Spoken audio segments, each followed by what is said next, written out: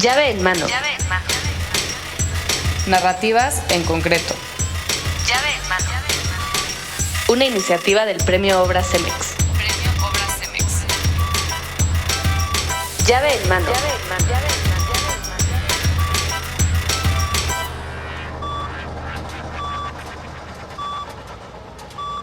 Nuestra idea de vivienda requiere nuevas formas de habitar. La noción de habitación viene de morada, del cuerpo y del alma, de un lugar íntimo para residir y vivir. Una vivienda ideal reúne experiencias afortunadas sin distancia social, para acercar así a los habitantes con su entorno construido. Nos hemos visto obligados a no salir de nuestros hogares y a vivir entre muros, convirtiendo al habitante en el perfecto juez de un diseño interior. El patio de nuestra casa, aunque sea o no particular, se queda en nuestra memoria por lo que vivimos en ese espacio durante mucho tiempo. Pensamos en el tipo de piso, si tenía loseta o concreto, en cómo eran las ventanas que daban al exterior, si había alguna mascota vigilante, plantas, macetas, muebles apilados, bicicletas olvidadas, un avión trazado con gis en el piso o juguetes que simplemente no volvieron a entrar. Tal vez, pero la realidad es que a diferencia de otras culturas, nuestro patio sí que es particular. A diferencia de los patios interiores orientales, tapizados y límpidos para descanso y parsimonia, en México los españoles introdujeron otra forma de contener este espacio. Las ciudades prehispánicas, con majestuosas plazas, arianes y espacios abiertos, sirvieron para el mestizaje constructivo, levantando iglesias y conventos con atrios, claustros y patios rodeados de columnas. Las haciendas también significaron esta condición, con construcciones que enfatizaban la jerarquía entre los habitantes. Así, la reinterpretación de nuestros espacios abiertos pero confinados tendrían salida en una tipología habitacional mexicana por excelencia, las vecindades. Entonces, salgamos al patio.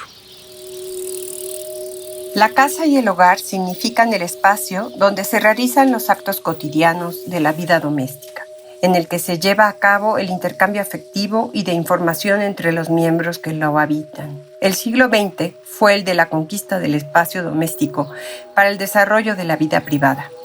Esta vida privada individual, que implica el derecho a estar a solas, se conquista si el individuo logra un nivel óptimo de privacidad. Es decir, si consigue tener un espacio dentro del hogar que sea solamente de él, un refugio cómodo e íntimo, un lugar en donde pueda ser él, aunque sea por momentos. Este espacio al que Virginia Woolf se refiere a lo largo de su libro, Un cuarto propio. Hacia 1910, poseer una casa propia fue símbolo de privacidad y estatus social, el elemento espacial por excelencia, heredado de la vida virreinal, que caracterizó a la mayoría de las viviendas en las colonias de la clase media, fue el patio con sus diversas modalidades. De tradición colonial, esta solución, que permitía al mexicano estar en contacto con el espacio abierto, se prolongó hasta la segunda década del siglo XX. El patio significó el elemento alrededor del cual giraba la vida familiar. De igual forma, sucedió con los corredores llenos de macetas que lo rodeaban, en los cuales, además de circular, se realizaban actividades de esparcimiento y de convivencia hogareña. Esa fue la voz de Lourdes Cruz González Franco, profesora e investigadora del Instituto de Investigaciones Estéticas de la UNAM, quien además de explorar las dimensiones de la casa, nos sitúa en el origen del patio. Como lo escuchamos, esta parte medular del programa arquitectónico de una vivienda ha sido sujeto a múltiples interpretaciones por diseñadores y arquitectos como Javier Sánchez, fundador de JSA. El conjunto de experiencias que vivimos en nuestras vidas sucede en distintos tiempos, en distintos espacios que vamos habitando. Hemos entendido los proyectos de vivienda como un escalonamiento gradual de la vecindad al conjunto habitacional, ya sea diseñando patios interiores, terrazas, pasillos o jardines. Las vecindades tienen un gran valor tipológico porque comparten un patio en común, funcionan en corte, dan acceso en la planta baja y propiciando la circulación elevada en planta alta. En la película de Roma, el claroscuro nos mostró que el patio, como estacionamiento, área de servicio, azotehuela o terraza, es un espacio en el que suceden otras formas de habitar. A diferencia del jardín, es una extensión del adentro, menos agreste, con menos intemperie y más posibilidad de apropiación. Ya sea perimetral, lateral o central, el patio está en continua reinvención por su capacidad de extrapolación. Así lo ha pensado el arquitecto Manuel Cervantes. Estoy convencido de que el objetivo de la arquitectura es poder construirse para celebrar la vida humana. La práctica complementaria de la habitación en su máximo potencial requiere otras formas de relación con el arte, el paisaje y el mobiliario. Es por esto que es fundamental la continua exploración por la experiencia del espacio, y en mi caso la tectónica es o ha sido el catalizador. La corteza del material protege, pero a la vez permea y sugiere. De tal forma pensamos en la superposición de espacios que se insertan en el paisaje.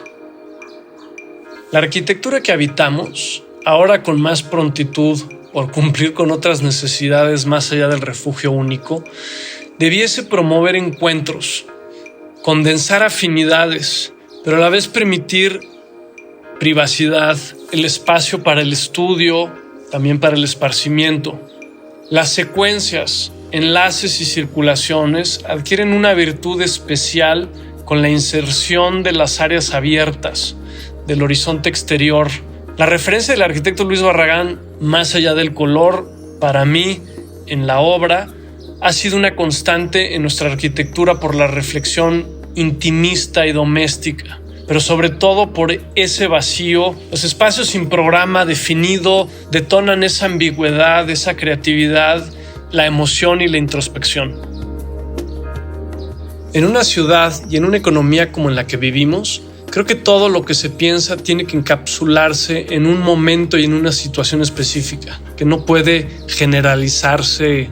Esta es una convicción del trabajo que nosotros realizamos en el taller.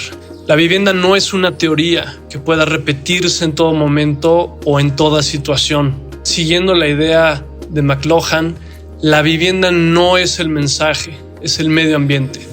Es el medio ambiente. La casa de patio, con ejemplos trascendentes en México, pero también en la antigua Roma, el Medio Oriente o China, permite riqueza en los espacios íntimos del hogar, pero también genera circulaciones, divide programas, provoca jardines y, en el mejor de los casos, seduce a la imaginación a través de la intuición. El arquitecto Diego Ricalde, ganador de la beca Arquitecto Marcelo Zambrano en 2007, socio del despacho de arquitectura MMX, también ganadores del primer lugar nacional e internacional en la categoría de vivienda unifamiliar de la edición 22 Premio Obra CEMEX, ha profundizado en el tema. El patio de origen era el hogar, es el espacio en donde se recoge el agua, es el espacio donde se recogen también las personas, donde se encuentran. En el patio hay tierra y finalmente en el patio hay vida. Es un microcosmos. El propio Barragán decía, hablando de la Alhambra, que había reconocido que los patios encierran ese pequeño universo, como todo lo que los jardines tienen que ser. No es raro ver en patios fantásticos personas que se sientan y en lugar de precisamente contemplar y tener un proceso de introspección, acaban simplemente agarrando su celular y leer algunos mensajes que quizás no habían leído antes. Entonces yo creo que también la devaluación del espacio del patio tiene que ver también con un tema de la velocidad de la vida y de la poca accesibilidad, digamos, al tiempo para sentarse y reconocer en ese espacio esa pausa, ese encuentro, ese tiempo y ese microcosmos. Creo que la arquitectura que están haciendo en MMX considera en muchos de sus esquemas, si no es que en casi todos, y en distintas maneras al patio como generador de arquitectura. Y bueno, hay dos ejemplos de los que me gustaría hablar. El primero es la casa CBC, que tiene este gran patio central, pero que además es un patio que te causa justamente esa curiosidad que vincula con otros lugares, ¿no? Ese es un patio central, pero no se cierra en sí mismo, sino que siempre tiene estas ligas a espacios cubiertos abiertos, a espacios cubiertos, cerrados, y sobre todo a intuir que hay algo después de ese segundo espacio, ¿no? Ese tercer espacio. Pero esa idea del espacio libre a mí me parece muy interesante desde la perspectiva de histórica y de tradición, digamos, de espacio abierto, de espacio público, etcétera. Entonces, desde ahí, la casa CBC, por ejemplo, no solo tiene un patio, si bien es cierto que tiene un patio central, en realidad nosotros siempre lo vimos como un sistema de espacios abiertos que van creando una especie como de transición entre espacios abiertos que tienen diferentes vocaciones y diferentes naturalezas, reconociendo que en el contexto de la Ciudad de México, que es en muchos de los casos una ciudad dura, hostil en muchos sentidos, llegas a tu casa y entonces la disponibilidad de espacio abierto es realmente el lujo. Pero tampoco lo encuentras, y eso también tiene que ver, digamos, con la idea tradicional de patio, tampoco lo encuentras al abrir la puerta. Entonces hay una serie de transiciones, hay una serie de narrativas, digamos, entre el espacio exterior, el espacio de la calle, el espacio realmente público, a un primer espacio abierto, en este caso los estacionamientos, que también tienen presencia de vegetación, que es un espacio semiduro, por así decirlo. Después hay un pequeño pasillo, otra vez hablando de Luis Barragán con las compresiones y las explosiones espaciales. Hay un pasillo que te conduce a un espacio central, que es un espacio intermedio, ambiguo, no es ni tan duro ni tan suave como el jardín que está en la parte posterior, y finalmente otro pequeño pasillo que rompe con la simetría en la planta, te conduce al que realmente es el jardín, en donde están la vegetación, el espacio de estar, etcétera, ¿no? Entonces hay esa secuencia, digamos, de espacios que se van aproximando gradualmente hacia los espacios más íntimos. Definitivamente, y siempre está presente la casa romana, ¿no? Esta secuencia de patios y de corredores, justamente, que van vinculando desde el espacio más público hasta el más privado. Y creo que un poco desde esa perspectiva, y si no me equivoco, están pensados los departamentos DGB. En el edificio DGB, si bien el patio otra vez es producto de la normativa, de un tema que hay que cumplir simplemente, pero se puede ver como una restricción o como una oportunidad. Nosotros siempre hemos pensado que hay que verlo como lo segundo, y en ese sentido, en este edificio, el patio justamente tiene el papel de articular alrededor del mismo una serie de unidades de vivienda. Y eso también probablemente tiene que ver con una idea de vivienda. Este edificio no deja de ser un edificio que es un desarrollo inmobiliario, y sin embargo yo creo que hay sutilezas que son importantes. En inglés, por ejemplo, housing se refiere a house, es decir, se refiere a un sustantivo, ¿no? Y vivienda se refiere a vivir, y eso habla de un verbo, de una acción, y esa aproximación es muy distinta. Ahora empezamos a revalorar probablemente la idea de vecindad en el buen sentido de la palabra, ¿no? No estoy, por supuesto, descalificando la tipología, por el contrario, estoy recalificando la idea de proximidad entre personas en una construcción, en nuestra arquitectura. Y por otro lado, también el papel de la vegetación para nosotros es fundamental. No pensamos en el patio como únicamente el vehículo de aire y luz, también lo pensamos siempre como una oportunidad para incorporar vegetación en la arquitectura, pero finalmente el patio, esta especie como de captura de este pedacito de medio natural, afortunadamente se resiste a desaparecer. Y creo que el patio acaba siendo una especie de mecanismo de resistencia ante el desarrollo inmobiliario. Y por otro lado, entonces, el patio justamente lo que permite no solo es recuperar la memoria y no solo dar un mensaje, sino también crear una serie de espacios, de fachadas, de planos interiores, de ritmos, de transiciones, y eso permite, digamos, conservar esta vieja nueva centralidad en la arquitectura que creo yo en la arquitectura en general y particularmente en la mexicana o en la poscolonial, como la queramos llamar, es fundamental. Esta iniciativa del Premio Obras CEMEX vincula y reconoce obras y trayectorias a partir de narrativas en concreto. La idea de llave en mano hace referencia a aquellas obras en las que los constructores involucrados convergen en un fin común.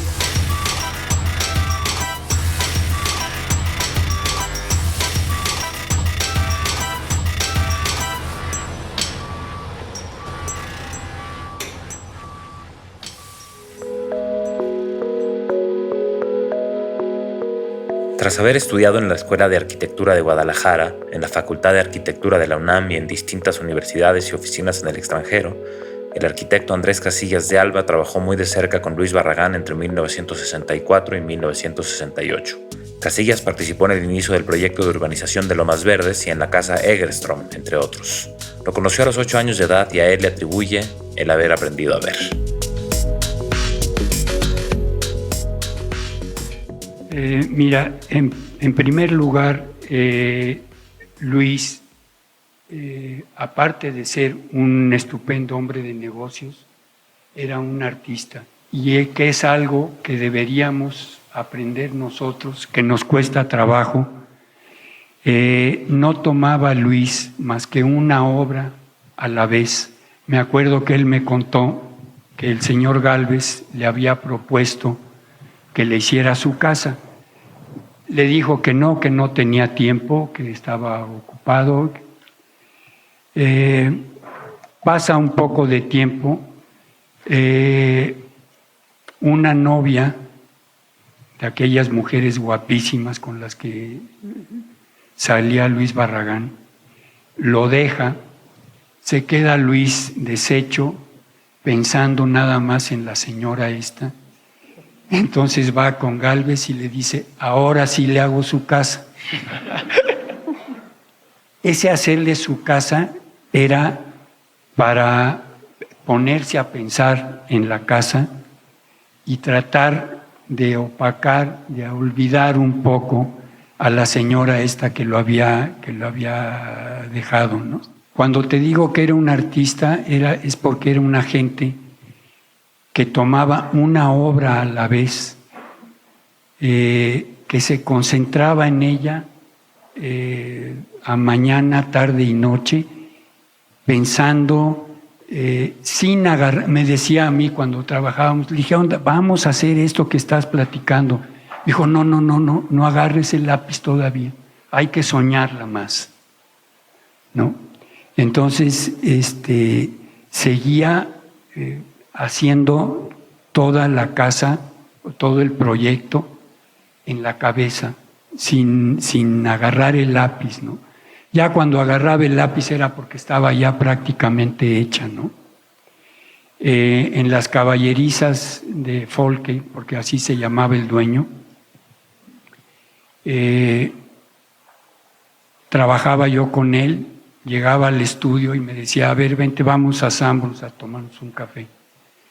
Como buen solitario, mañosísimo, tenía una mesa en el Sanborns de Salamanca, nos sentábamos en la misma mesa a la misma hora y pedíamos el café y ahí volteábamos la servilleta y él comenzaba a trabajar el proyecto, ¿no?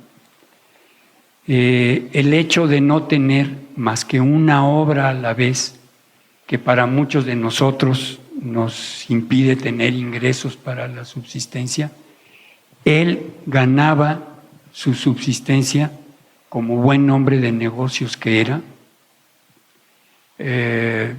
comprando terrenos, vendiendo terrenos, haciendo fraccionamientos. Lo de los clubes fue una cosa que se enmarca dentro de esta actitud de Luis de tener ingresos por fuera para poderse dedicar sin ninguna traba a la creación de alguna obra, ¿no?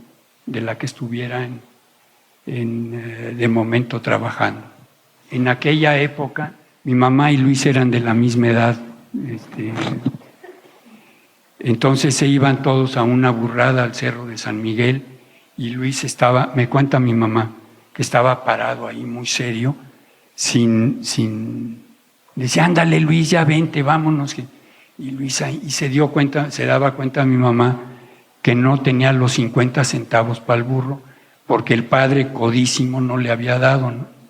Entonces levantaba a mi mamá y oiga, don Juan José, saque la lana, y porque ya nos tenemos que llevar a Luis, y ay, minita, qué barbaridad. Y repelando, le daba los 50 centavos para el burro de Luis, ¿no? Yo conocí a Luis cuando tendría yo unos 7, 8 años de edad, en donde mi mamá fue a hablar con él, y para que los dejara yo hablar tranquilos, me dijeron, ándale, vete al jardín, recorre el jardín. El jardín de la casa de Luis en ese entonces era toda la manzana de General Francisco Ramírez, Madereros, que se llamaba antes Constituyentes, y dando la vuelta por atrás eran pues yo creo que unas 2 hectáreas de jardín. Maravilloso, maravilloso. Años después me di cuenta que en un niño no hay intereses creados, ¿no? Ahorita de grande ya ves tú que una casa puede tener cierta plusvalía, ¿me entiendes? Pero en aquel entonces era un niño atravesando un jardín maravilloso, lleno de misterio, de vueltas inesperadas, de estanques de agua. Era realmente un sueño aquella casa, ¿no? Y al regresar finalmente, cuando ya había recorrido todo el terreno, se paraba Luis con la elegancia que siempre lo caracterizó y me decía, a ver, vente para acá, y me servía una copa de rompope, ¿no? Ándale para que te repongas, ¿no? Y de ahí nació mi amistad con él. Cuando me fui a Alemania a estudiar, me fui a despedir de él y estaba haciendo en la casa que ustedes conocen, con tiras de madera y papel manila, estaba haciendo unos muros que dividían todo el galerón que era la estancia. Y le dije, oye Luis, ¿qué estás haciendo aquí? No, vas a ver. Dije, oye, le vas a dar en la torre a toda esta maravilla de espacio. Vas a ver. Me voy a Alemania, regreso X años después, lo voy a ver y veo los muros esos cortos y las manos, sí, y digo, qué maravilla, qué bárbaro. Y de ahí ya me quedé a trabajar con él.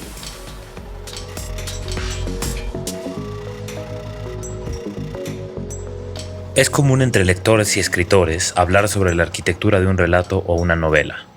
De la misma manera en la que una casa está diseñada en función de sus futuros habitantes, las narraciones se construyen para que los personajes y la trama puedan ocupar la historia que les corresponde. Pocos maestros de la forma en la literatura de nuestro idioma como el argentino Julio Cortázar. De bestiario, casa tomada. Nos gustaba la casa porque, aparte de espaciosa y antigua, hoy que las casas antiguas sucumben a la más ventajosa liquidación de sus materiales, guardaba los recuerdos de nuestros bisabuelos, el abuelo paterno, nuestros padres y toda la infancia.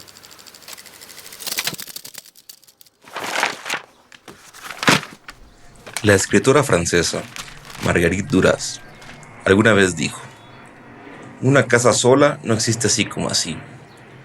A su alrededor se necesita tiempo, gente, historias.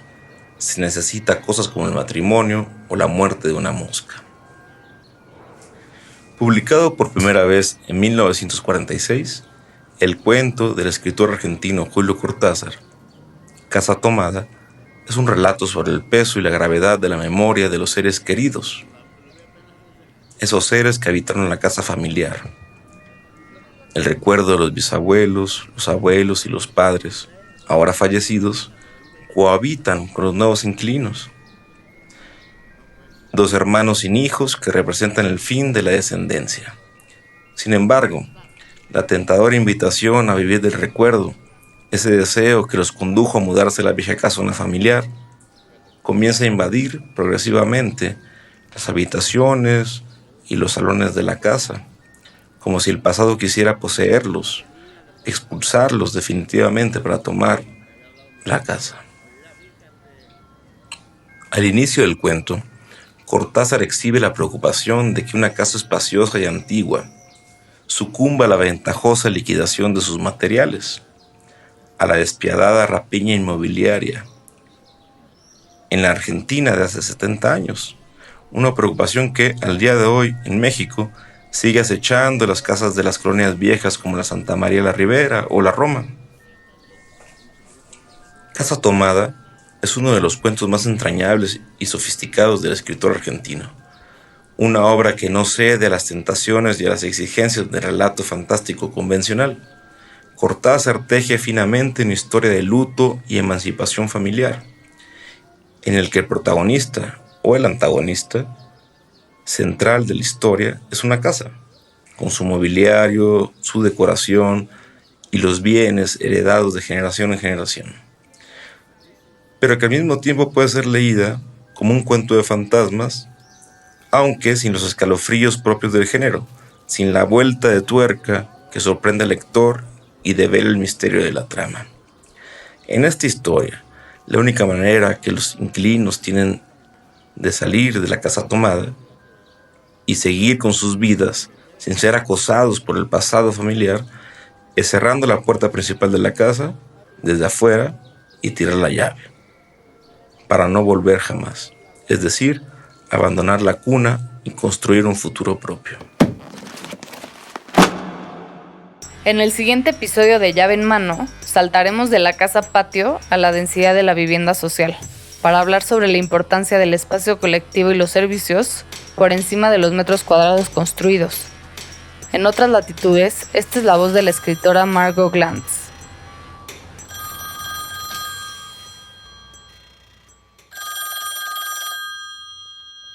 ¿Qué se puede decir o hacer en el encierro que no se repita todos los días en las redes sociales y en las conversaciones diarias?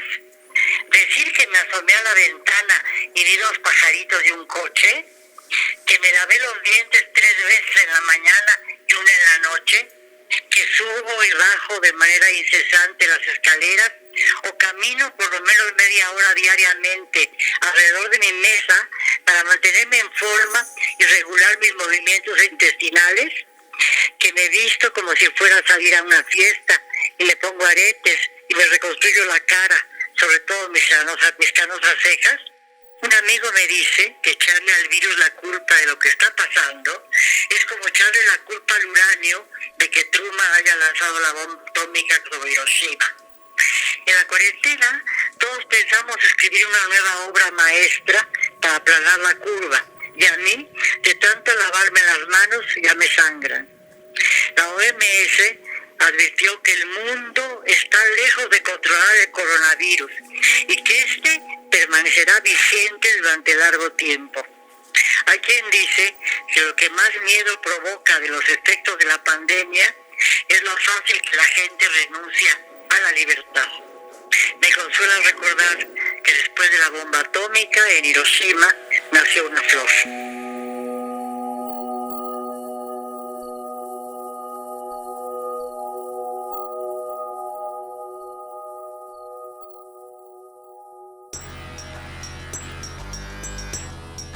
Llave en Mano es una iniciativa de Cemex, editada y producida por Juan José Cochen, Diego Rabasa, Loreta Castro Reguera, Óscar Benassini, Jimena Orbañanos y Aldo Leiva. Agradecemos la participación de Lourdes Cruz González Franco, Javier Sánchez, Manuel Cervantes, Diego Ricalde, Andrés Casillas y Margot Glantz. Llave en mano. Narrativas en concreto. Llave en mano. Una iniciativa del Premio Obra CEMEX. Premio Obra CEMEX. Llave en mano.